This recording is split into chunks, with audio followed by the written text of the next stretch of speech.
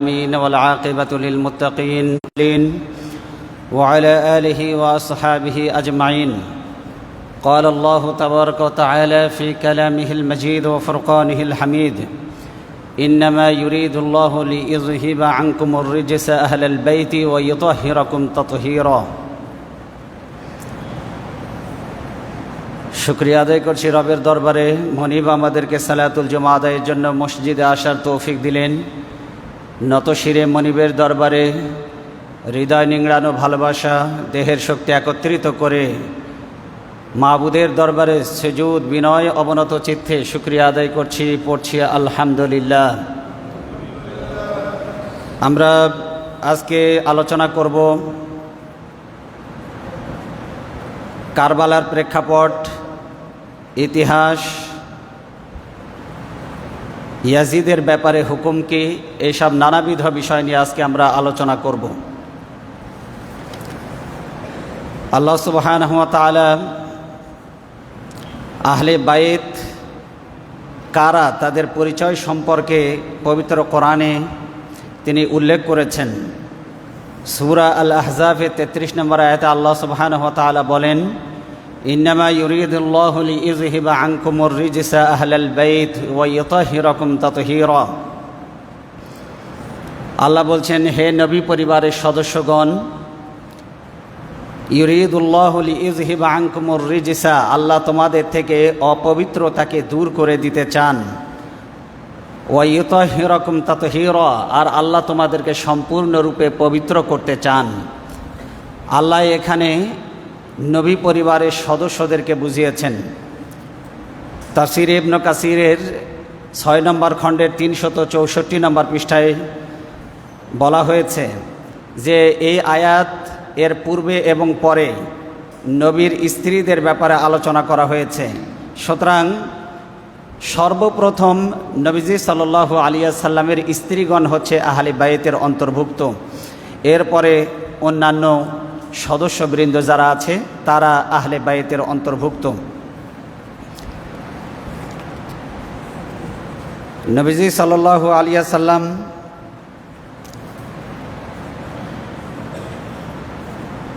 আবু উমামা আবি আসসালামা থেকে বর্ণিত, তিনি বলেন, উম্মু সালামা রাদিয়াল্লাহু তাআলা আনহা তার ঘরে নবীজি সাল্লাল্লাহু আলাইহি ওয়াসাল্লাম এই আয়াত যখন তার উপরে অবতীর্ণ হয়, ইন্নামা ইউরিদুল্লাহু লিইযহিবা আনকুমুর রিজসা আহলাল বাইত, হে নবী পরিবারের সদস্যরা, আল্লাহ তোমাদেরকে পূত পবিত্র করতে চান, তোমাদের থেকে যত রকমের নাপাক এবং অপবিত্রতা আছে সবগুলি দূরীভূত করে তোমাদেরকে পবিত্র করতে চান। এই আয়াত যখন নাজিল হলো তখন রাসূল সাল্লাল্লাহু আলাইহি ওয়াসাল্লাম কী করলেন? ফাতেমা রাদিয়াল্লাহু তাআলা আনহাকে ডাকলেন, এরপরে হাসান হোসাইনকে ডাকলেন এবং আলী রাদিয়াল্লাহু তাআলা আনহুকেও সেই সাথে নিলেন। সবাইকে একটি চাদরে আবৃত করে ফেললেন। সবাইকে কি করলেন বলুন? একটি চাদরে আবৃত করলেন সবাইকে। এরপরে তিনি সবাইকে একটি চাদরে আবৃত করে ঢেকে নিয়ে তিনি বললেন, আল্লাহুম্মা হাউলাই আহলা বাইতি, আল্লাহুম্মা হাউলাই আহলা বাইতি ফাযহিব আনহুমুর রিজসা ওয়া তুতাহহিরহুম তাতহীরা। তিনি বললেন, আল্লাহ এরা হলো আমার পরিবারের সদস্য, আল্লাহ এরা আমার পরিবারের সদস্য, আপনি তাদেরকে পূত পবিত্র করুন। সুবহানাল্লাহ বলুন। তাহলে এখানে এই আয়াত নাজিল হওয়ার পর তিনি কি করলেন? ফাতেমা রাদিয়াল্লাহু তাআলা আনহা, হাসান হোসাইন এবং আলী রাদিয়াল্লাহু তাআলা আনহুকে একটা চাদরে ঢেকে নিয়ে তিনি দোয়া করলেন। কি দোয়া করলেন? আল্লাহুম্মা হাউলাই আহলা বাইতি, হে আল্লাহ এরা হচ্ছে আমার পরিবারের সদস্য। তার মানে আহলে বাইত বলতে নবীর স্ত্রীগণ উদ্দেশ্য, আহলে বাইত বলতে নবীর নাতিপুতি উদ্দেশ্য, আহলে বাইত বলতে নবীর জামাতা এবং নবীর মেয়ে উদ্দেশ্য এবং অন্যান্য পরিবারের সদস্যরা। আহলে বাইত যারা নবী পরিবারের সদস্য, তাদের শান এবং মান, তাদের মর্যাদা কি, আসুন আমরা জানার চেষ্টা করি। আহলে বাইত যারা নবী পরিবারের সদস্য, যারা তারা নবী পরিবারের সদস্য, এটাই পৃথিবীতে তাদের জন্য সবচেয়ে বড় সম্মান এবং মর্যাদা। ঠিক কিনা বলুন? নবী পরিবারের সদস্য এর চাইতে সম্মান এবং মর্যাদা পৃথিবীতে আর কি কোনো কিছু হতে পারে? সবাই বলেন, হতে পারে? নবী পরিবারের সদস্য হওয়াটা পৃথিবীর সবচাইতে বড় সৌভাগ্যের ব্যাপার। তো এই বড় সৌভাগ্য আল্লাহ দুনিয়াতে তাদেরকে দান করেছেন যে তারা নবী পরিবারের সদস্য। আমি দুটি বিষয় এখানে উল্লেখ করতে চাই, তার মধ্যে একটি বলে ফেলেছি যে আল্লাহ তাদেরকে নিজ দায়িত্বে অপবিত্রতা থেকে আল্লাহ তাদেরকে পবিত্র করেছেন, আল্লাহ তাদের থেকে নাপাকিকে দূর করে দিয়েছেন। এটা গেল 1 নম্বর সম্মান এবং মর্যাদা আল্লাহর পক্ষ থেকে নবী পরিবারের সদস্যদের জন্য। আর 2 নম্বর সম্মান এবং মর্যাদা 6119 নম্বর হাদিস, সহিহ আল মুসলিমের হাদিস। নবী করিম সাল্লাল্লাহু আলাইহি ওয়াসাল্লাম বলেন, উযাক্কিরুকুমুল্লাহু ফি আহলা বাইতি, উযাক্কিরুকুমুল্লাহু ফি আহলা বাইতি, উযাক্কিরুকুমুল্লাহু ফি আহলা বাইতি। আমি আহলে বাইতের ব্যাপারে তোমাদেরকে আল্লাহর কথা স্মরণ করিয়ে দিচ্ছি, আহলে বাইতের ব্যাপারে তোমাদেরকে আল্লাহর কথা স্মরণ করিয়ে দিচ্ছি, আহলে বাইতের ব্যাপারে তোমাদেরকে আল্লাহর কথা স্মরণ করিয়ে দিচ্ছি। আহলে বাইত যারা, অর্থাৎ নবী পরিবারের সদস্য যারা, তাদের ব্যাপারে কোনো রকমের খেয়ানত যেন তোমাদের দ্বারা না হয়, তাদের সমালোচনা যেন তোমাদের মুখ থেকে বের না হয়, এবং তাদের জন্য অসম্মান এবং পৃথিবীতে অবজ্ঞামূলক কোনো কিছু যেন তোমাদের থেকে প্রকাশিত না হয়। সুবহানাল্লাহ বলুন। এই জন্য নবীজি সাল্লাল্লাহু আলাইহি ওয়াসাল্লাম তার পরিবারের সদস্যদের ব্যাপারে তিনি সতর্ক করেছেন। জামিয়া তিরমিজির 3788 নম্বর হাদিসে যায়েদ ইবনে আরকাম থেকে বর্ণিত, তিনি বলেন, নবীজি সাল্লাল্লাহু আলাইহি ওয়াসাল্লাম বলেছেন, ইন্নী তারিকুন ফিকুম মা ইন তামাসসাকতুম বিহি লান তাদিল্লু বাদি। আমি আমার পরে তোমাদের জন্য এমন জিনিস রেখে যাচ্ছি, যদি তোমরা এটা আঁকড়ে ধরতে পারো তাহলে তোমরা কখনো গোমরাহ এবং পথভ্রষ্ট হবে না। আহাদুহুমা আযমু মিনাল আখার, এর মধ্যে একটি হচ্ছে আরেকটি থেকে উত্তম। কিতাবুল্লাহ, 1 নম্বর হচ্ছে আল্লাহর কিতাব আমি রেখে যাচ্ছি, যদি এইটা তোমরা আঁকড়ে ধরো কোনোদিন তোমরা গোমরাহ হবে না। 1 নম্বরে কি বলুন, সবাই বলেন 1 নম্বরে কি? আল্লাহর কিতাব। 1 নম্বরে আল্লাহর কিতাব মানে হলো কোরআন। কোরআন যারা আঁকড়ে ধরবে তারা কখনো পৃথিবীতে কখনো গোমরাহ হবে না। 1 নম্বরে কি? সবাই বলেন 1 নম্বরে কিতাবুল্লাহ, আল্লাহর কোরআন। 2 নম্বরে হচ্ছে হাবলুন মামদুদুন মিনাস সামাই ইলাল আরদ। নবীজি সাল্লাল্লাহু আলাইহি ওয়াসাল্লাম বলছেন, একটি রশি আল্লাহ নামিয়ে দিয়েছেন, একটি রশি। এতটাই গুরুত্বপূর্ণ এই রশি, নবীজি সাল্লাল্লাহু আলাইহি ওয়াসাল্লাম বলছেন যে দেখুন, এই রশিটা যেটা আল্লাহর কিতাব, যা আসমান থেকে নিয়ে শুরু করে জমিন পর্যন্ত লম্বা। সুবহানাল্লাহ বলেন। আসমান থেকে নিয়ে শুরু করে কি জমিন পর্যন্ত লম্বা। তার মানে দুনিয়াতে কোরআন মানবেন, এই কোরআন আপনাকে একেবারে আসমানে জান্নাত পর্যন্ত পৌঁছায় দেবে। আল্লাহর কিতাব যেটা আসমান থেকে নিয়ে শুরু করে, অর্থাৎ আকাশ থেকে মাটি পর্যন্ত, অর্থাৎ আসমান থেকে জমিন পর্যন্ত বিস্তৃত এবং লম্বা। আর 2 নম্বরে তিনি বললেন, কি বললেন? 2 নম্বরে নবীজি সাল্লাল্লাহু আলাইহি ওয়াসাল্লাম বললেন, ওয়াইতরাতি আহলা বাইতি, তিনি বললেন আমার পরিবার। 2 নম্বরে কি? 1 নম্বরে বললেন 2টা জিনিস রেখে যাচ্ছে, এই 2টা আঁকড়ে ধরলে কখনো গোমরাহ হবে না। 1 নম্বরে হচ্ছে আল্লাহর কিতাব, আর 2 নম্বরে হচ্ছে আমার পরিবার। 2 নম্বরে কারা বলেন? 2 নম্বর আহলা বাইতি। নবীজি বলছেন আমার পরিবার। লাই ইয়াতাফাররাকা হাত্তা ইয়ারিদা আলাল হাউদি ফানজুরু কাইফা তাখলুফুনি ফিহিমা। নবীজি সাল্লাল্লাহু আলাইহি ওয়াসাল্লাম বলছেন যে আমার পরিবার এবং কোরআন, এই 2টি জিনিস কখনো আলাদা হবে না। আমার পরিবার কখনো আলাদা হবে না যতক্ষণ পর্যন্ত হাউজে কাউসারের পাড়ে আমি তাদের সাথে মিলিত না হব। নবীজি সাল্লাল্লাহু আলাইহি ওয়াসাল্লাম তার পরিবারের সদস্যদেরকে নিয়ে কোথায় মিলিত হবেন? হাউজে কাউসারের পাড়ে। নবীজি বলছেন এই 2টি জিনিস কখনো আলাদা হবে না যতক্ষণ হাউজে কাউসারের ঝর্ণার পাড়ে আমি তাদের সাথে মিলিত না হব। এরপরে নবীজি বলছেন, ফাংজুরু কাইফা তাখলুফুনি ফিহিমা, তোমরা লক্ষ্য রেখো যে আহলে বাইত নবী পরিবারের সদস্যদের সাথে তোমরা কেমন আচরণ করবে। যাদের সাথে আমি হাউজে কাউসারের পাড়ে মিলিত হওয়ার আগ পর্যন্ত আমি তাদের থেকে বিচ্ছিন্ন হব না, একটা আরেকটা থেকে বিচ্ছিন্ন হবে না। এই 2টি জিনিসের ব্যাপারে, আহলে বাইতের ব্যাপারে তোমরা কেমন আচরণ করবে এটা লক্ষ্য করো। তার মানে আহলে বাইত নবী পরিবারের সদস্যদের সম্মান করার দরকার আছে না নাই? বলেন আছে না নাই? আছে। নবীজি সাল্লাল্লাহু আলাইহি ওয়াসাল্লাম জামিয়া তিরমিজির 3789 নম্বর হাদিসে তিনি কি বলছেন? নবীজি সাল্লাল্লাহু আলাইহি ওয়াসাল্লাম বলছেন, উহিব্বুল্লাহ লিমা ইয়াগদু কুম মিন নি'মাতিহি, তোমরা আল্লাহ তাআলাকে মহাব্বত করো। কেন মহাব্বত করবে? কারণ তোমরা আল্লাহর নিয়ামত খেয়ে বেঁচে আছো, তোমরা আল্লাহর নিয়ামত রাজি ভোগ করে দুনিয়াতে বেঁচে আছো। আচ্ছা, বেঁচে থাকার জন্য অক্সিজেন দরকার আছে না নাই? অক্সিজেন কি কিনা লাগে? যদি কিনা লাগতো বছর শেষে বিল কত আসতো? যাদেরকে আইসিইউতে রাখতে হয়, যাদেরকে অক্সিজেন সাপ্লাই দিতে হয়, তাদের মাস শেষে বিল কত আসে হিসাব করে দেখেন। 50, 60, 80 বছর বেঁচেছেন, কত বিল আসতো? আল্লাহ নিয়ামত ভোগ করে বেঁচে আছেন। খাবার ছাড়া তো 2-4 দিন বাঁচা যায়, অক্সিজেন ছাড়া কয়দিন বাঁচবেন? আল্লাহ নিয়ামত খেয়ে বেঁচে আছেন। আচ্ছা, সূর্যের আলো যদি না হতো তাহলে ক্ষেতের ফসল হতো না। সূর্যের আলো না হলে ভিতরে বীজ হয় না। আল্লাহ নিয়ামত প্রতিটি পদে পদে আপনি আমি ভোগ করছি। খাবার খেয়ে বেঁচে আছি, পানি খেয়ে বেঁচে আছি। পৃথিবীতে যত এসেনশিয়াল জিনিস আল্লাহ সব বিনামূল্যে সার্ভিস দিয়েছেন। সুবহানাল্লাহ বলেন। পানি যদি কিনে খাওয়া লাগতো তাহলে পানি কিনতে কিনতে মানুষ নিঃস্ব হয়ে যাইতো, ঠিক কিনা বলেন? পানি কি কিনা লাগে? বলেন, পানি কিনা লাগে? যদি কিনা লাগেও কোনো জায়গায়, তাও খুবই সহজ মূল্যে, সহজলভ্য, ঠিক কিনা বলেন? আল্লাহর নিয়ামত খেয়ে বেঁচে আছো, এই জন্য তোমরা আল্লাহর শুকরিয়া আদায় করো, আল্লাহকে ভালোবাসো। ওয়াহিব্বুনি বিহুব্বিল্লাহ, আর আল্লাহর কারণে তোমরা আমাকে ভালোবাসো। সুবহানাল্লাহ বলেন। নবীজি বলছেন, আল্লাহর নিয়ামত খেয়ে বেঁচে আছো এই জন্য আল্লাহকে ভালোবাসো, আর আল্লাহর কারণে আমি নবীকে ভালোবাসো। আর নবীজি বলছেন, ওয়াহিব্বু আহলা বাইতি লিহাইয়িন, আর তোমরা আমার পরিবারকে ভালোবাসো আমার কারণে। আমাকে যারা তোমরা ভালোবাসো, আমার পরিবারকে ভালোবাসো আমার কারণে। আমি নবীকে ভালোবাসো, তাই আমার পরিবারকেও তোমরা ভালোবাসো। সুবহানাল্লাহ বলেন।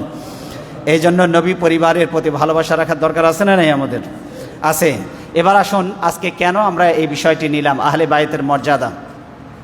হোসাইন রাদিয়াল্লাহু তাআলা আনহুর সাথে কারবালার ঐতিহাসিক স্মৃতি বিজড়িত ঘটনা জড়িত। আমরা সেই বিষয়টি নিয়ে আলোচনা করব বলেই আজকে আহলে বাইতের মর্যাদা নিয়ে আমরা আলোচনা করছি। আসুন এক ঝলকে দেখে নিই হোসাইন রাদিয়াল্লাহু তাআলা আনহু, তার পরিচয়টা। হোসাইন রাদিয়াল্লাহু তাআলা আনহু মূলত ছিলেন হোসাইন বিন আলী রাদিয়াল্লাহু তাআলা আনহুর ছেলে। তিনি ছিলেন আমিরুল মুমিনিন, ইসলামের চতুর্থ খলিফা। জানেন তো আপনারা? জানেন না এটা? ফাতেমা রাদিয়াল্লাহু তাআলা আনহার সন্তান। ফাতেমা রাদিয়াল্লাহু তাআলা আনহা, যাকে আল্লাহ জান্নাতের সমস্ত নারীদের সর্দারিনী বানিয়েছেন। সুবহানাল্লাহ বলেন। আর হাসান হোসাইনকে আল্লাহ বানিয়েছেন জান্নাতের সমস্ত যুবকদের সর্দার। সুবহানাল্লাহ বলেন। জান্নাতের যুবকদের কি বলেন? জান্নাতের যুবকদের সর্দারের নাম কি? হাসান আর হোসাইন রাদিয়াল্লাহু তাআলা আনহুমা, তাদেরকে আল্লাহ বানিয়েছেন। কারবালার ময়দানে 10 মুহররম অর্থাৎ আজকের এই দিনে 61 হিজরিতে 10 অক্টোবর 680 ইংরেজি খ্রিস্টাব্দে তিনি শাহাদাত বরণ করেছেন কারবালার ঐতিহাসিক প্রান্তরে। আসুন আমরা সংক্ষেপে সেই বিষয়গুলি একটু জানার চেষ্টা করি। প্রথমে আমরা জানব হোসাইন রাদিয়াল্লাহু তাআলা আনহুর মর্যাদা এবং তার শ্রেষ্ঠত্ব সম্পর্কে। আনাস ইবনে মালিক থেকে বর্ণিত, তিনি বলেন, সইলা রাসূলুল্লাহ সাল্লাল্লাহু আলাইহি ওয়াসাল্লাম আইয়ু আহলি বাইতিকা আহাব্বু ইলাইকা। রাসূল সাল্লাল্লাহু আলাইহি ওয়াসাল্লামকে জিজ্ঞাসা করা হয়েছিল, আপনার পরিবারের সদস্যদের মধ্যে আপনার কাছে সবচাইতে প্রিয় কে? নবীজির কাছে প্রশ্ন করেছে যে আপনার পরিবারের সদস্যদের মধ্যে আপনার কাছে সবচাইতে প্রিয় কে? তিনি কি বললেন? তিনি বললেন, আল হাসাইন আল হোসাইন। সুবহানাল্লাহ বলেন। আমার কাছে আমার পরিবারের সদস্যদের মধ্যে সবচেয়ে প্রিয় হলো হাসান আর হোসাইন। ওয়াকানা ইয়াকুলু লি ফাতেমাতা, ফাতেমা রাদিয়াল্লাহু তাআলা আনহাকে তিনি বলতেন, যখন ফাতেমা রাদিয়াল্লাহু তাআলা আনহার বাড়িতে যখন বেড়াতে যেতেন, তিনি বললেন, উদুইয়া লি ইবনাইয়া, আমার দুটি সন্তানকে ডাকো। সুবহানাল্লাহ বলেন। সন্তান বলে সম্বোধন দিতেন, নাতিদেরকে সন্তান বলে পরিচয় দিতেন। আহলে আরবরা নাতিদেরকে সন্তান বলতো, এটা হলো তাদের পরিভাষা। আমরা যেমন নাতি বলি, পোতা বলি, আহলে আরবদের পরিভাষা ছিল, এটা দোষের কিছু না, তাদের এটা পরিভাষা। অর্থাৎ সন্তান, তার সন্তান কেমন জানি, যদি দাদা না আসতো তাহলে কি নাতি আসতো? দাদা না আসলে ছেলে আসতো না, ছেলে না আসলে নাতি আসতো না। এই জন্য নাতিদেরকে আহলে আরবরা সন্তান বলে পরিচয় দেয়। তো রাসূল সাল্লাল্লাহু আলাইহি ওয়াসাল্লাম ফাতেমার বাড়িতে গেলে তিনি বলতেন, ফাতেমা, আমার সন্তানেরা কই? সুবহানাল্লাহ বলেন। এত ভালোবাসতেন তিনি। তাদেরকে ডাকো। ফায়াশুম্মুহুমা ওয়া ইয়াজুম্মু ইলাইহি। নবীজি সাল্লাল্লাহু আলাইহি ওয়াসাল্লাম দুই নাতিকে জড়িয়ে ধরে তিনি শুঁকতেন, নাক দিয়ে মাথার কাছে নিয়ে তিনি শুঁকতেন, নাক দিয়ে শুঁকতেন, মাথা শুঁকতেন। আর কি করতেন? ওয়া ইয়াজুম্মুহুমা, বুকের সাথে তাদেরকে আগলে ধরতেন, তাদেরকে জড়িয়ে ধরতেন। বুকে জড়িয়ে ধরে তিনি তাদেরকে কিছুক্ষণ রেখে দিতেন। নবীজি সাল্লাল্লাহু আলাইহি ওয়াসাল্লাম এত বেশি ভালোবাসতেন হাসান এবং হোসাইন রাদিয়াল্লাহু তাআলা আনহুমা, তাদের দুজনকে। হোসাইন রাদিয়াল্লাহু তাআলা আনহু তিনি এক অনন্য বৈশিষ্ট্যের অধিকারী ছিলেন। তিনি দেখতে ছিলেন রাসূল সাল্লাল্লাহু আলাইহি ওয়াসাল্লামের ফটোকপি। রাসূল সাল্লাল্লাহু আলাইহি ওয়াসাল্লাম দেখতে যেমনটি ছিলেন তার চেহারার সাথে অনেকাংশে মিল ছিল হাসান আর হোসাইন দুইজনেরই। দেখেন হাদিসটি এভাবে বর্ণিত হয়েছে। আনাস ইবনে মালিক তিনি বলছেন, কুনতু ইনদা ইবনে জিয়াদ ফাজিআ বিরাসিল হুসাইন ফাজআলা ইয়াকুলু বিকাদিবিন ফি আনফিহি ওয়া ইয়াকুলু মা রাআইতু মিসলা হাযা হুসনান ওয়া লাম ইউযাক্কার। আমি কুফার আমির, আনাস ইবনে মালিক বলছেন, আমি কুফার আমির ইবনে জিয়াদের কাছে ছিলাম। ইবনে জিয়াদ এমন সময় হোসাইন রাদিয়াল্লাহু তাআলা আনহুর মস্তক, কর্তিত মাথা, অর্থাৎ হোসাইন রাদিয়াল্লাহু তাআলা আনহুকে কারবালার প্রান্তরে শহীদ করে তার মাথাকে দেহ থেকে আলাদা করে দেওয়া হয়েছিল। সেই বিষয়টি নিয়ে আমি একটু পরে আসছি। যখন তার মাথাকে আলাদা করে ফেলা হয় তখন হোসাইন রাদিয়াল্লাহু তাআলা আনহু তাকে নিয়ে যাওয়া হয় ইবনে জিয়াদের দরবারে। ইবনে জিয়াদের দরবারে নিয়ে গিয়ে একটা প্লেটে তার মাথাটাকে রেখে দেওয়া হয়। কার মাথা বলেন তো? বলেন কার মাথা? হোসাইন রাদিয়াল্লাহু তাআলা আনহুর মাথা রেখে দেওয়া হয়। এরপরে তিনি লাঠি দিয়ে হোসাইন রাদিয়াল্লাহু তাআলা আনহুর দাঁতে আঘাত করছিলেন। নাউজুবিল্লাহ বলেন। আনাস ইবনে মালিক বলছেন, আমি ওই দরবারে ছিলাম। তখন সে তুচ্ছ তাচ্ছিল্য ব্যঙ্গ করে বলছিল, বাহ, চেহারাটা তো অনেক সুন্দর। তখন আনাস রাদিয়াল্লাহু তাআলা আনহু তিনি বলছেন, আমি অপমান সহ্য করতে পারলাম না। নবীজির নাতির দাঁতে সে লাঠি দিয়ে আঘাত করছে, তার মাথায় আঘাত করছে। আমি বললাম, হে জালিম, তুমি আল্লাহকে ভয় করো। এই হোসাইন রাদিয়াল্লাহু তাআলা আনহুর চেহারা রাসূল সাল্লাল্লাহু আলাইহি ওয়াসাল্লামের চেহারার সাথে হুবহু মিল আছে। রাসূল সাল্লাল্লাহু আলাইহি ওয়াসাল্লামের চেহারার সাথে তার মিল আছে। এই জন্য সুদর্শন চেহারার অধিকারী ছিলেন হোসাইন রাদিয়াল্লাহু তাআলা আনহু। এরপরে দেখুন 3779 নম্বর হাদিস, এটা হচ্ছে জামিয়া তিরমিজির হাদিস। আলী রাদিয়াল্লাহু তাআলা আনহু তিনি বর্ণনা করছেন, অল হাসান আশবাহু বি রাসূলিল্লাহি সাল্লাল্লাহু আলাইহি ওয়াসাল্লাম মা বাইনা সদরি ইলা রাস। সুবহানাল্লাহ বলেন। আলী রাদিয়াল্লাহু তাআলা আনহু তিনি বলছেন, বুক থেকে মাথা পর্যন্ত, এই যে বুক আছে না, এই বুক থেকে নিয়ে মাথা পর্যন্ত এই ওপরের অংশটুকু রাসূল সাল্লাল্লাহু আলাইহি ওয়াসাল্লামের সাথে হুবহু সাদৃশ্য ছিল হাসান রাদিয়াল্লাহু তাআলা আনহুর। কার? হাসান রাদিয়াল্লাহু তাআলা আনহুর। হাসান আর হোসাইন। ওয়াকানা আসফালা মিন যালিক অল হোসাইন আশবাহু বি রাসূলিল্লাহি সাল্লাল্লাহু আলাইহি ওয়াসাল্লাম। আর বুক থেকে নিয়ে শুরু করে নিচের দিকের অংশটা হুবহু মিল ছিল রাসূল সাল্লাল্লাহু আলাইহি ওয়াসাল্লামের সাথে। মানে রাসূল সাল্লাল্লাহু আলাইহি ওয়াসাল্লামের দুই নাতি রাসূল সাল্লাল্লাহু আলাইহি ওয়াসাল্লামের দেহের দুই অংশের সাথে মিল রয়েছে। হাসানের মিল রয়েছে বুক থেকে শুরু করে মাথা পর্যন্ত এই অংশের, আর হোসাইন রাদিয়াল্লাহু তাআলা আনহুর মিল ছিল বুক থেকে নিয়ে শুরু করে পা পর্যন্ত নিচের অংশের। তার মানে রাসূল সাল্লাল্লাহু আলাইহি ওয়াসাল্লামের কতটা প্রিয় ছিল তারা। এরপরে হাসান রাদিয়াল্লাহু তাআলা আনহু, হোসাইন রাদিয়াল্লাহু তাআলা আনহুমা, এই দুইজনকে আল্লাহ জান্নাতের যুবকদের সর্দার বানিয়েছেন। সুবহানাল্লাহ বলেন।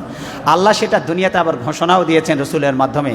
দেখুন হাদিসটি, আন ইবনে ওমর রাদিয়াল্লাহু তাআলা আন قال قال رسول الله صلى الله عليه وسلم الحسن والحسين سيدا شباب اهل الجنه وابوهما خير منهما। সুবহানাল্লাহ বলুন। এটা হলো ইবনে মাজার 118 নম্বর হাদিস। হাসান এবং হোসাইন জান্নাতে যত যুবক যাবে সকল যুবকের নেতৃত্ব দিবে। সুবহানাল্লাহ বলেন। সকল যুবকের কি দিবে? নেতৃত্ব দিবে। ও আবুহুমা খায়রাম মিনহুমা, কিন্তু তাদের দুইজনের পিতা অর্থাৎ আলী রাদিয়াল্লাহু তাআলা আনহু তাদের দুইজনের থেকে উত্তম। পিতার মর্যাদা কিন্তু আবার এখানে বেশি দেওয়া হয়েছে। বলা হচ্ছে আলীর মর্যাদা তাদের দুই সন্তানের থেকে উত্তম। সুবহানাল্লাহ বলেন। কারণ ইসলামের খলিফা ছিলেন আমিরুল মুমিনিন এবং নবীর জামাই ছিলেন, নবীর চাচাতো ভাই ছিলেন। ইসলামিক জ্ঞানের সাগর, জ্ঞানের দরজা বলা হয়েছে। আলী রাদিয়াল্লাহু তাআলা আনহু জ্ঞানের দরজা ছিলেন। নবীজি সাল্লাল্লাহু আলাইহি ওয়াসাল্লাম বলেছেন, আমি হলাম জ্ঞানের রাজ্য, আর সেই রাজ্যে প্রবেশের দরজা তরুণ হচ্ছে হযরত আলী। সুবহানাল্লাহ বলেন। আসাদুল্লাহ আল গালিব, আসাদুল্লাহ আল্লাহর সিংহ। আসাদুল্লাহ মানে কি বলেন? সবাই বলেন আসাদুল্লাহ মানে কি? আল্লাহর সিংহ। আল্লাহ তাকে সিংহ বানিয়েছেন, আল্লাহর সিংহ। মারহাব। যখন লড়াই হচ্ছিল ইহুদিদের দুর্গ দখল করার জন্য, কেউ এটাকে বিজয় ছিনিয়ে আনতে পারছে না। রাসূলুল্লাহ সাল্লাল্লাহু আলাইহি ওয়াসাল্লাম বললেন, সাহাবীরা, আগামীকালকে আমি এমন একজন সিপাহ সালারের হাতে এই দায়িত্ব দেব, যার হাত ধরে ইহুদিদের ওই দুর্গ বিজয় সে ছিনিয়ে আনবে। হযরত ওমর রাদিয়াল্লাহু তাআলা আনহু বলেন, আমি সারা রাত আল্লাহর দরবারে কেঁদেছি আর বলেছি, আল্লাহ, আমি কি সেই সৌভাগ্যবান হতে পারবো কিনা যার ব্যাপারে নবীজি বলেছেন আগামীকালকে এমন একজন ব্যক্তির হাতে ঝান্ডা তুলে দেব, যার হাত ধরে ইসলামের বিজয় হবে, ইহুদিদের দুর্গ দখল হবে, আর আল্লাহও তাকে ভালোবাসে, রসুলও তাকে ভালোবাসে, আর সেই ব্যক্তি আল্লাহ এবং রসুল দুজনকেই ভালোবাসে। সুবহানাল্লাহ বলেন। হযরত আলী বলেন, হযরত ওমর বলেন, সারা রাত দুশ্চিন্তায় কেটেছে, আমি যেন সেই সৌভাগ্যবান ব্যক্তি হতে পারি। কিন্তু ফজরের নামাজ আদায় করে নবীজি বললেন, আলী কোথায়? বলছে, ইয়া রাসূলুল্লাহ, আলীর চোখ উঠেছে, আলী আসে নাই। বলছে, আলীকে নিয়ে এসো। দুইজন সাহাবীর কাঁধের ওপরে ভর করে তিনি আসলেন।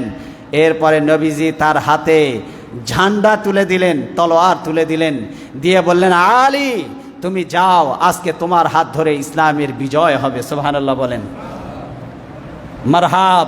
কাফেরদের, ইহুদিদের নেতৃত্ব দিচ্ছে নবীজি সাল্লাল্লাহু আলাইহি ওয়াসাল্লাম, তার হাতে তুলে দিলেন জুলফিকার। মারহাবের মুখোমুখি হওয়ার পর, মারহাব হচ্ছে ইহুদিদের সবচাইতে বড় তীরন্দাজ এবং তলোয়ার চালনায় পারদর্শী সেনাপতি। সে বলছে, তুমি আমার সামনে কেন এসেছো? আমি তো হচ্ছে সেই বীর যে আমার সামনে থেকে কেউ মাথা দেহের সাথে নিয়ে ফেরত যাইতে পারে না। আলী, তোমাকে আমি ভালোবাসি, তুমি যদি নিজের জীবনের মায়া করো, সরে যাও, তো আমি চাই না তুমি তোমার সন্তানদেরকে ইতিম করো, তোমার স্ত্রীকে বিধবা বানাও, তুমি আমার সামনে থেকে সরে যাও। হযরত আলী বললেন, কোনো কাফেরের হুঙ্কারে কোনো মুসলমান ইমানদার ভয় পায় না, প্রমাণ হবে কে কতটা শক্তিশালী। বললেন, তাহলে তুমি আগে আঘাত করো। তখন আলী রাদিয়াল্লাহু তাআলা আনহু বললেন, ইসলাম কখনো আগে আঘাত করে না, মুসলমানেরা কখনো আগে আঘাত করে না, তুমি আগে আঘাত করো, তোমার আঘাত প্রতিহত করার দায়িত্ব আমি নিলাম, এবং পাল্টা আঘাত সহ্য করার জন্য তুমি তৈরি হয়ে যাও। মারহাব একে একে যখন তলোয়ার মারতে লাগলো, হযরত আলী তার রণকৌশল দিয়ে সমস্ত আঘাতগুলি যখন ফিরিয়ে দিতে লাগলেন, শেষ পর্যায়ে বলছে, মারহাব, তৈরি হয়ে যা আমার আঘাত সহ্য করার জন্য। তলোয়ার তুলে আল্লাহু আকবার বলে এমন এক জোরে কোপ মেরেছে, এক কোপে মারহাব দুই টুকরা হয়ে তলোয়ার মাটি তলা পর্যন্ত গেড়ে গিয়েছে।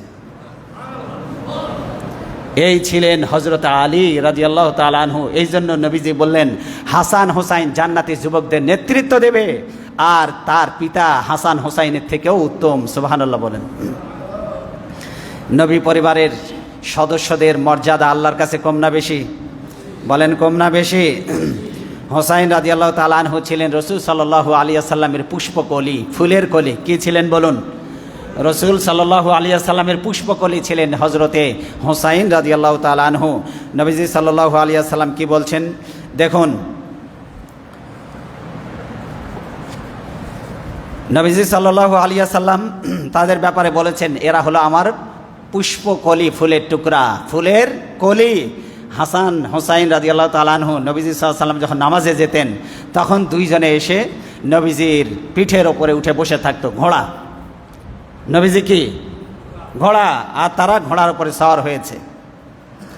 জিবরাইল আমিন এসে বললেন, ইয়া রাসূলুল্লাহ, তাড়াহুড়ো করে ওঠার দরকার নেই, যতক্ষণ আপনার নাতিরা আপনার পিঠের উপরে চড়ে থাকবে আপনি ততক্ষণ সেজদায় পড়ে থাকেন। সুবহানাল্লাহ। নবীজি নামাজে দীর্ঘ সেজদা লম্বা করে দিতেন, কিন্তু হাসান হোসাইনকে কষ্ট দিতেন না। নবীজি সাল্লাল্লাহু আলাইহি ওয়াসাল্লাম খুতবা দিচ্ছেন, হাসান হোসাইন রাদিয়াল্লাহু তাআলা আনহু এসেছে। নবীজি খুতবা দেওয়া ছেড়ে দিয়ে তাদেরকে গিয়ে কোলে তুলে নিলেন। তাদেরকে দুই কোলে তুলে নিয়ে তারপরে তিনি মসজিদের মেম্বারে খুতবা দেওয়া শুরু করলেন।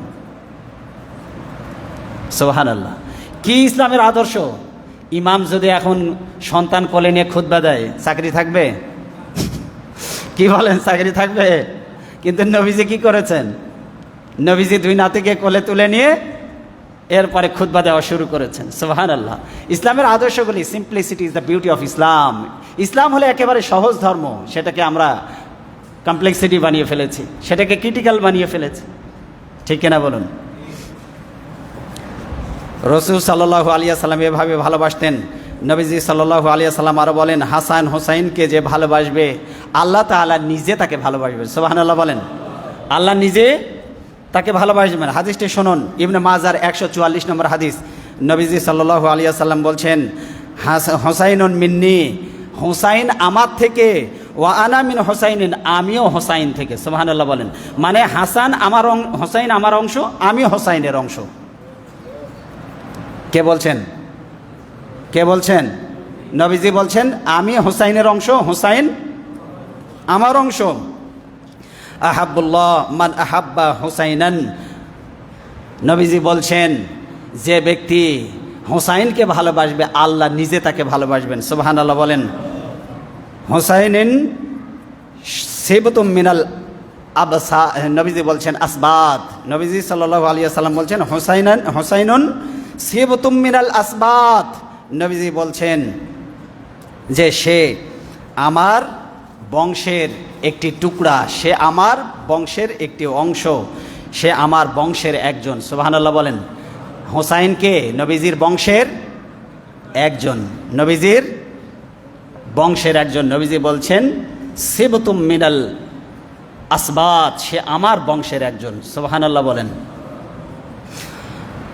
নবীজি সাল্লাল্লাহু আলাইহি ওয়াসাল্লাম আরো বললেন হাসান হুসাইনের বিরুদ্ধে যে ব্যক্তি অস্ত্র ধারণ করবে সে ব্যক্তির বিরুদ্ধে নবীজি সাল্লাল্লাহু আলাইহি ওয়াসাল্লাম হুঁশিয়ারি উচ্চারণ করে তিনি বলছেন, কি বলছেন? যায়েদ ইবনে আরকাম থেকে বর্ণিত, নবীজি সাল্লাল্লাহু আলাইহি ওয়াসাল্লাম বলেন লি আলিয়িন ও ফাতিমাতা ওয়াল হাসান ওয়াল হুসাইন, নবীজি সাল্লাল্লাহু আলাইহি ওয়াসাল্লাম বলছেন আলী, ফাতেমা, হাসান, হুসাইন আনা সিলমুম লিমান সালামতুম ওয়া হারবুন লিমান হারাবতুম, যে ব্যক্তি ফাতেমা, আলী, হাসান, হুসাইন তাদের সব ব্যাপারে যে ব্যক্তি তাদের সাথে সম্পর্ক গড়বে আমি নবী তার সাথে সম্পর্ক করব।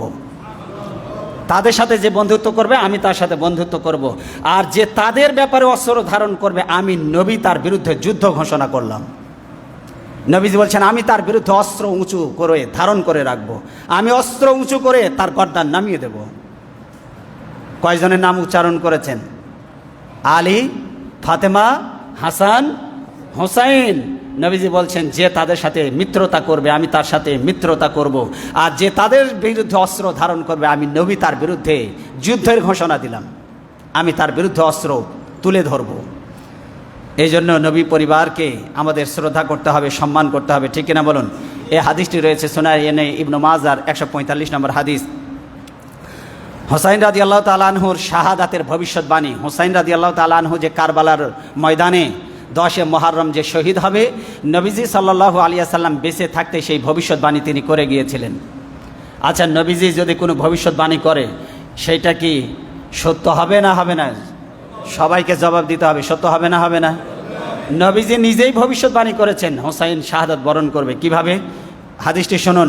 হাদ্দাসানি সালমা তিনি বর্ণনা করছেন, ক্বালাত তিনি বলছেন দাখালতু আলা উম্মে সালমা, আমি উম্মে সালমা রাদিয়াল্লাহু তাআলা আনহার গৃহে প্রবেশ করলাম। ওয়াহিয়া তাবকি, তিনি সালমা রাদিয়াল্লাহু তাআলা আনহা নবীজির স্ত্রী, তিনি কাঁদছেন। তিনি কি করছেন? কাঁদছেন নবীজির ইন্তেকালের পর। আমি তার বাড়িতে গিয়ে দেখি নবীজির স্ত্রী সালমা রাদিয়াল্লাহু তাআলা আনহা তিনি কাঁদছেন। আমি জিজ্ঞাসা করলাম ফাকুলতু মা ইউবকি, আমি জিজ্ঞাসা করলাম হে সালমা আপনি কাঁদছেন কেন? তিনি জবাব দিলেন ক্বালাত রাআইতু রাসূলুল্লাহ সাল্লাল্লাহু আলাইহি ওয়াসাল্লাম তানি ফিল মানাম, আমি গত রাতে নবীজি সাল্লাল্লাহু আলাইহি ওয়াসাল্লামকে স্বপ্নে দেখলাম। ওয়া আলা রাসিহি ওয়া লিহিয়াতিহি আত-তুরাব, আমি নবীজির মাথা এবং তার দাড়িতে দেখলাম মাটি এবং ধুলাবালি লেগে আছে। কি লেগে আছে? ধুলাবালি লেগে আছে। মাথায় আর দাড়িতে নবীজি ধুলাবালি মাখা। নবীজি সাল্লাল্লাহু আলাইহি ওয়াসাল্লামকে এই অবস্থায় দেখে ফাকুলতু, আমি জিজ্ঞাসা করলাম হে আল্লাহর নবী মা লাকা ইয়া রাসূলুল্লাহ শাহিদতু কাতলাল হুসাইন আনিফান, নবীজি সাল্লাল্লাহু আলাইহি ওয়াসাল্লামকে জিজ্ঞাসা করলাম হে আল্লাহর রাসূল আপনার এই অবস্থা কেন? আপনার দাড়ি, আপনার মাথা ধুলায় ভর্তি, আপনাকে ক্লান্ত দেখাচ্ছে। নবীজি বললেন উম্মে সালমা আমি দেখে এলাম ওরা আমার হোসাইনকে হত্যা করে ফেলেছে, মাথা থেকে দেহ আলাদা করে দিয়েছে। রাসূল সাল্লাল্লাহু আলাইহি ওয়াসাল্লাম কাঁদছেন।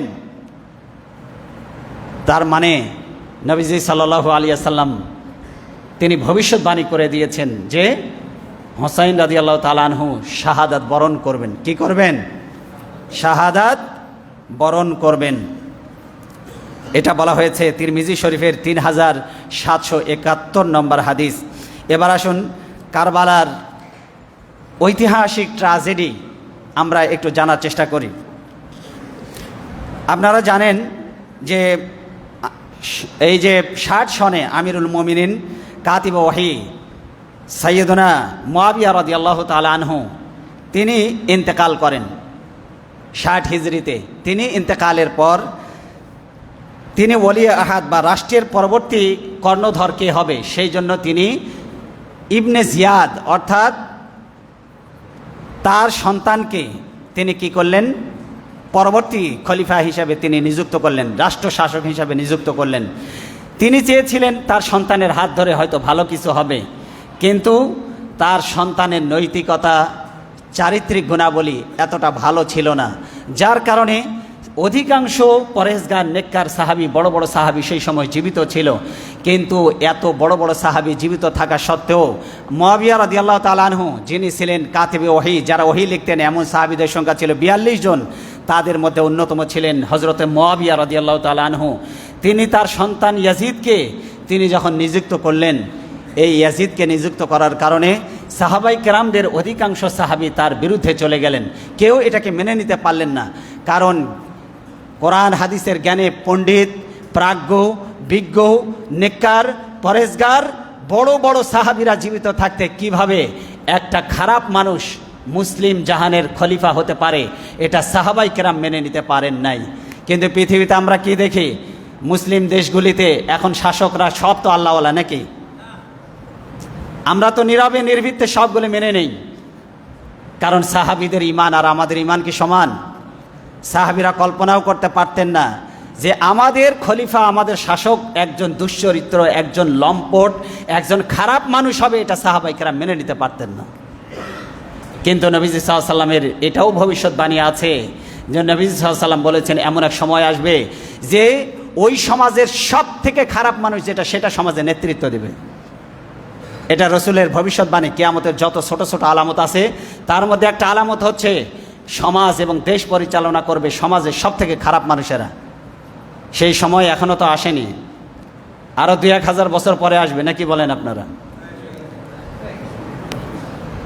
পৃথিবীর এই নেতাদের চরিত্র যদি বিশ্লেষণ করা যায় তাহলে তা আমাদেরই জীবন থাকবে না, ঠিক কিনা বলেন? এই জন্য নবীজি সাল্লাল্লাহু আলাইহি ওয়াসাল্লামের ভবিষ্যৎবাণী রয়েছে যে এমন এক সময় আসবে যেই সময়টাতে সবচেয়ে খারাপ মানুষ সমাজে যারা, তারাই সমাজটাকে নেতৃত্ব দেবে। তো সাহাবায়ে কেরাম যখন এটা মেনে নিতে পারলেন না, তখন মদিনার যিনি গভর্নর ছিলেন, মদিনার গভর্নরকে চাপ দেওয়া হলো। নোমান ইবনে বশির ছিলেন, বলেন নাম কি ছিলেন? বলেন, সবাই বলেন। মদিনার গভর্নর, তার নাম কি ছিল? নোমান ইবনে বশির। নোমান ইবনে বশিরকে চাপ প্রয়োগ করতে লাগলো, বলতে লাগলো, নোমান ইবনে বশির, তুমি হাসান এবং হোসাইন রাদিয়াল্লাহু তাআলা আনহুকে, তিনি যেহেতু নবী পরিবারের সদস্য, নবীজির নাতি, তিনি যদি আমার হাতে যদি বায়াত গ্রহণ করে তাহলে আশা করা যায় অন্যান্য সাহাবীরা আমার বিরুদ্ধে যে বিদ্রোহ করছে সেই বিদ্রোহ কিছুটা থেমে যাবে। তুমি তাকে চাপ প্রয়োগ করো, সে যেন আমার হাতে বায়াত গ্রহণ করে, আমার অধীনতা যেন সে স্বীকার করে, আমাকে যেন খলিফা হিসাবে, রাষ্ট্র শাসক হিসাবে মেনে নেয়। নোমান ইবনে বশির ইবনে জিয়াদের এই পত্র তাকে শুনিয়ে দিলেন, আপনি ইবনে জিয়াদের আনুগত্য বশ্যতা স্বীকার করুন। তিনি বললেন, আমি কখনো তা মেনে নেব না, কারণ বড় বড় সাহাবীরা যেখানে জীবিত আছে তাদের পরামর্শ ছাড়া এমন একজন ব্যক্তিকে মুসলিমদের শাসক বানানো হয়েছে, আমি তাকে কোনোভাবেই আমির হিসাবে মেনে নেব না। নোমান ইবনে বশির তাকে যে প্রস্তাব দিয়েছিলেন সে প্রস্তাবটা তিনি প্রত্যাখ্যান করলেন। কি করলেন বলুন? নোমান ইবনে বশিরের প্রস্তাব প্রত্যাখ্যান করলেন। যখন নোমান ইবনে বশিরের প্রস্তাব প্রত্যাখ্যান করলেন, তখন তার উপরে খড়গ হস্ত নেমে আসলো। বারবার চাপ প্রয়োগ করার কারণে তিনি চিন্তা করলেন, এই মদিনা আমার জন্য নিরাপদ নয়। তিনি মদিনা ছেড়ে চলে গেলেন মক্কায়। কোথায় চলে গেলেন? মক্কায় চলে গেলেন। এখান থেকে কুফা, ইরাকের কুফা থেকে, ওই বসরা থেকে চিঠি আসতে লাগলো, কুফা থেকে চিঠি আসতে লাগলো, আমরা আপনার বশ্যতা স্বীকার করে আমরা আপনাকে আমির হিসাবে মেনে নেব। হে হুসাইন, আপনি দ্রুত সময় ক্ষেপণ না করে আপনি দ্রুত ইরাকে চলে আসুন, আপনি কুফায় চলে আসুন। কুফা নগরী থেকে শত শত চিঠি যেতে লাগলো, প্রায় 1000 খানেক চিঠি কুফা নগরী থেকে গেল হোসাইন রাদিয়াল্লাহু তাআলা আনহু বরাবর, যে আপনি কুফায় আসুন, আমরা আপনাকে আমির ঘোষণা দিয়ে আপনার হাতে বায়াত গ্রহণ করব। হোসাইন রাদিয়াল্লাহু তাআলা আনহু যেই চিঠিগুলো খুলে দেখলেন, এগুলো সব গণ্যমান্য ব্যক্তিদের চিঠি, যেন তেন ব্যক্তিদের চিঠি না, সব গণ্যমান্য ব্যক্তিদের চিঠি। তিনি এই চিঠির সত্যতা যাচাই করার জন্য তিনি তার চাচাতো ভাই আকিল তাকে তিনি প্রেরণ করলেন, মুসলিম বিন আকিল তাকে প্রেরণ করলেন, বললেন গিয়ে দেখে এসো কুফা নগরীতে সবাইকে আসলে আমাকে আমির হিসাবে চায় কিনা, তুমি দেখে এসো। তিনি চলে গেলেন কুফায়। কুফায় গিয়ে দেখেন, হ্যাঁ, হাজার হাজার জনমত ইমাম হোসাইনের পক্ষে, সবাই চাচ্ছে ইমাম হোসাইনকে তারা আমির বানিয়ে তার হাতে বায়াত গ্রহণ করবে। তার হাতে কি গ্রহণ করবে? বায়াত গ্রহণ করবে। কি সুন্দর কথা! এতটাই হোসাইনের জন্য তারা পাগল ছিল যে একদিনে মুসলিম বিন আকিলের হাতে 12,000 লোক তারা বায়াত গ্রহণ করে ইমাম হোসাইনকে আমির হিসাবে, রাষ্ট্রপ্রধান হিসাবে মেনে নেবে, এই মর্মে তারা 12,000 লোক একদিনে বায়াত গ্রহণ করেছে। কত হাজার লোক? 12,000 লোক একদিনে বায়াত গ্রহণ করেছে। কার হাতে? মুসলিম বিন আকিলের হাতে। মুসলিম বিন আকিল কে ছিল? আলী রাদিয়াল্লাহু তাআলা আনহুর চাচাতো ভাই। আলী রাদিয়াল্লাহু তাআলা আনহুর চাচাতো ভাই। তিনি চিঠি লিখলেন, আপনি চলে আসুন, হে হোসাইন আপনি চলে আসুন, গোটা মদিনা এই ইরা কুফার পরিবেশ আপনার অনুকূলে, সবাই আপনার হাতে বায়াত নেওয়ার জন্য অধীর আগ্রহ প্রকাশ করছে, আপনার জন্য অপেক্ষমান, দ্রুত চলে আসুন। হোসাইন রাদিয়াল্লাহু তাআলা আনহু তিনি তার পরিবারের সদস্যদেরকে নিয়ে তিনি প্রায় 1.5 শতাধিক, কতজন? 1.5 শতাধিক নবী পরিবারের সদস্যদেরকে নিয়ে, তার সন্তানদেরকে নিয়ে, তার স্ত্রীকে নিয়ে, হাসান তার স্ত্রী তার সন্তানদেরকে নিয়ে, মুসলিম বিন আকিল তার সন্তানদেরকে নিয়ে, এইভাবে প্রায় 1.5 শতাধিক সাহাবাই কেরাম আহলেকে বায়েতদেরকে নিয়ে তিনি কি করলেন? নবী পরিবারের সদস্যদেরকে নিয়ে তিনি রওনা দিলেন। এখান থেকে দূরত্বটা ছিল অনেক বেশি। কুফা থেকে দূরত্ব প্রতিদিন প্রায় 64 কিলোমিটার করে তিনি রান করেছেন, অর্থাৎ গিয়েছেন প্রতিদিন ঘোড়ায় চড়ে, পায়ে হেঁটে 64 কিলোমিটার। আচ্ছা বলেন তো, মরুভূমি পাড়ি দিয়ে প্রতিদিন 64 কিলোমিটার করে যাওয়া কি সহজ কথা? সবাই বলুন, এটা কি সহজ কথা? অনেক কঠিন। 64 কিলোমিটার পাড়ি দিতে লাগলেন। যেতে যেতে 3 থেকে 4টি জায়গায় তিনি বাধাপ্রাপ্ত হলেন।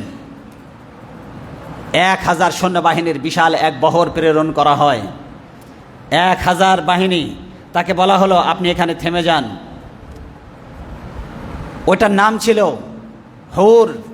যে সেনাপতি 1000 বাহিনী দিয়ে প্রেরণ করা হয়েছিল, তাকে বলা হলো যে আপনি থেমে যান, এখানে আপনার যাত্রা স্থগিত করে দিন, আপনি কুফায় প্রবেশ করতে পারবেন না।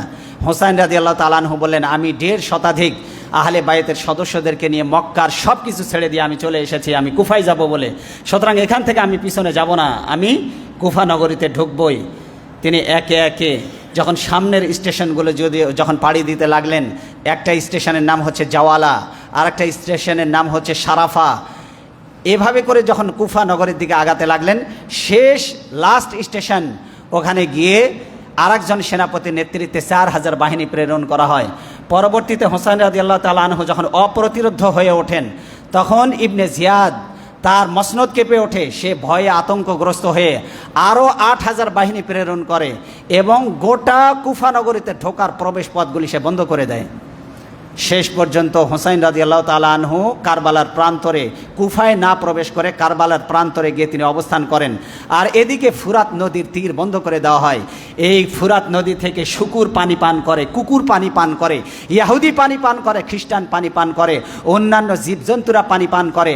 অথচ নবী পরিবারের সদস্যদের জন্য ফুরাত নদীর লক্ষ কোটি কোটি গ্যালন পানি বন্ধ করে দেওয়া হয়, 1 ফোঁটা পানি তাদেরকে দেওয়া হয়নি।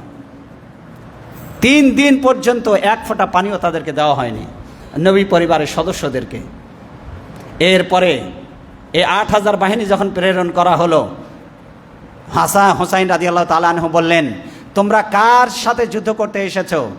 বলল যে আমরা তোমার সাথে যুদ্ধ করতে এসেছি। ওই 8000 বাহিনীর প্রধান এসে বলল, প্রথমে হুরকে 1000 বাহিনীর প্রধান করে পাঠানো হয়, সে নবী পরিবারের সদস্যের গায়ে কিভাবে হাত তুলবে, সে হাত তুলতে পারছিল না। নবী হুসাইন রাদিয়াল্লাহু তাআলা আনহু বললেন, তোমরা তার সাথে যুদ্ধ করতে এসেছো যে জান্নাতের যুবকদের সর্দার হবে, তোমরা তার সাথে যুদ্ধ করতে এসেছো যার মা জান্নাতের সমস্ত নারীদের সর্দারিনী হবে, তোমরা তার সাথে যুদ্ধ করতে এসেছো যার শরীরে নবীজির রক্ত প্রবাহিত।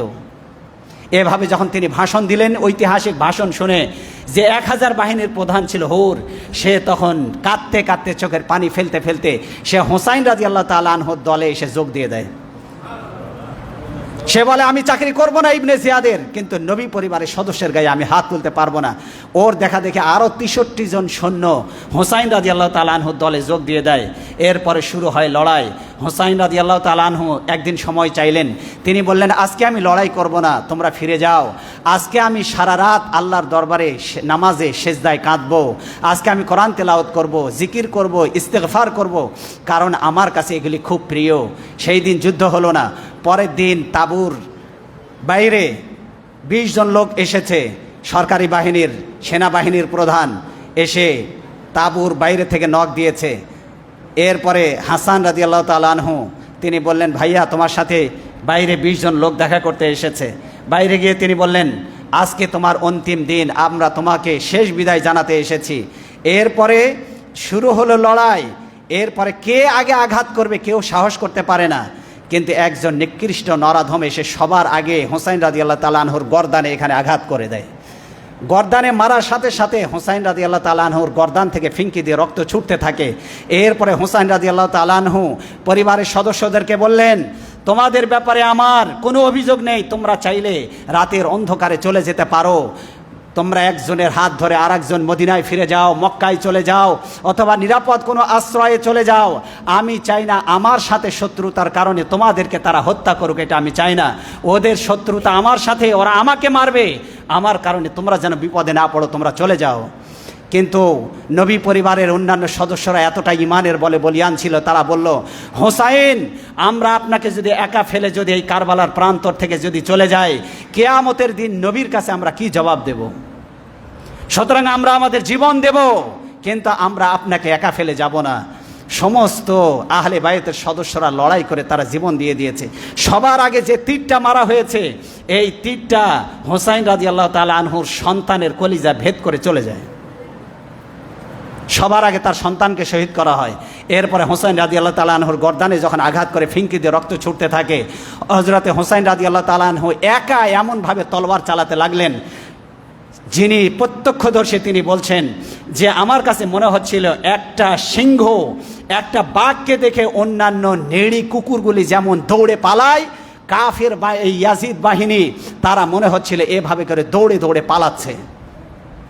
কিন্তু শেষ পর্যন্ত হোসাইন রাদিয়াল্লাহু তাআলা আনহুর গর্দান থেকে রক্তক্ষরণ হতে হতে তিনি দুর্বল হয়ে পড়লেন, তাঁবুর সামনে বসে পড়লেন।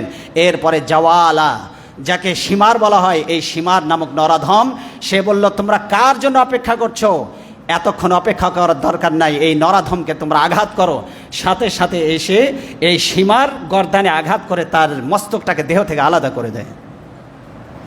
এভাবে করে দিনের এক সূর্যের বিদায় হয়ে যায় দুনিয়া থেকে। এই জন্য ইসলাম জিন্দা হতি হয় হার কারবালা কে বাদ। প্রত্যেক রক্তের ওপরে দাঁড়িয়ে যায় ইসলামের ভিত্তি। সেই দিন ইবনে জিয়া চেয়েছিল, ইয়াজিদ চেয়েছিল ইসলামের আলোকে নিভিয়ে দেবে। ইসলামের আলোকে নিভাতে পেরেছে? ইসলামের আলোকে নিভাতে পেরেছে? যারা ইসলামের আলো নিভাতে চাইবে তাদের চেহারা শুদ্ধ, মাথা শুদ্ধ, দাড়ি শুদ্ধ, গোটা দেহ জ্বলে পুড়ে ছাই হয়ে যাবে, ইসলামের আলোকে নির্বাপিত করতে পারবে না ইনশাআল্লাহ। ইসলামের আলো জ্বলছে, কিয়ামত পর্যন্ত জ্বলবে, এটার রক্ষণাবেক্ষণের দায়িত্ব আমার আল্লাহ নিয়েছেন। কে নিয়েছেন? এই জন্য কারবালার এই ঐতিহাসিক শিক্ষা হোক, আগামী দিনে বাতিলের বিরুদ্ধে লড়াই করে ইসলামকে বিজয়ী করার সিদ্ধান্ত এবং শপথ। আল্লাহ যেন এই মুসলিম যুবক আর তরুণদেরকে যেন ইসলামের ঝান্ডা উঁচু করে পৃথিবীতে ইসলাম প্রতিষ্ঠার কাজে যেন আল্লাহ তাদেরকে দায়িত্ব এবং ভূমিকা পালন করার তৌফিক দেন, বলেন আমিন। হাযা মা ইনদি ওয়াল ইলমু ইনদাল্লাহ আলাইহি তাওয়াক্কালতু ওয়া ইলাইহি উনীব। আমরা যারা সুন্নাত পড়ে নাই, সুন্নাত পড়ে নেব ইনশাআল্লাহ।